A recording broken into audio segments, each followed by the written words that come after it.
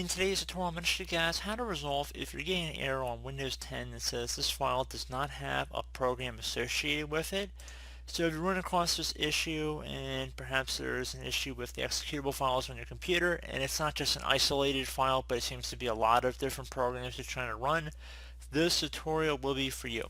So we're going to go ahead and jump into it and start by opening up the start menu. Just off on the start button one time. Type in regedit, so regedit. Best man check back a registry editor. You want to right click on that and then left click on run as administrator. If you receive a user account control prompt, you want to left click on yes. And now before we proceed in the registry editor, I would highly suggest that we create a backup of it. So in order to create a backup, we just go up and left click on the file tab up at the top left click on export. I'd suggest saving the file name as whatever date you're creating the backup. Select export range to all, and then save it to a convenient location on your computer or perhaps external media source, and then left click on save. And then if you were to go back and restore your registry to how it was before you did anything, you just would do file import, and you just would locate the file. So very straightforward. And once you've done that, you want to go ahead and expand the H key classes root folder. So you want to go ahead and locate that. It should be right here. Either double click on it or left click on the little arrow next to it to expand. Once you've expanded H key classes root, click on one of the folders here, and then you want to type in live script.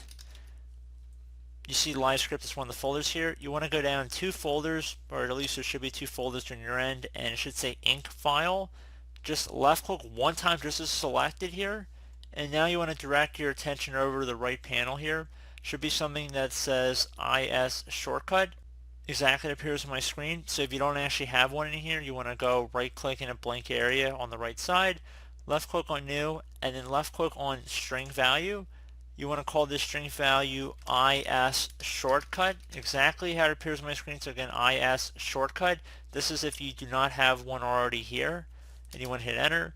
You can see I already have one with that name. So if you did exactly what I said, it would appear as IS shortcut instead.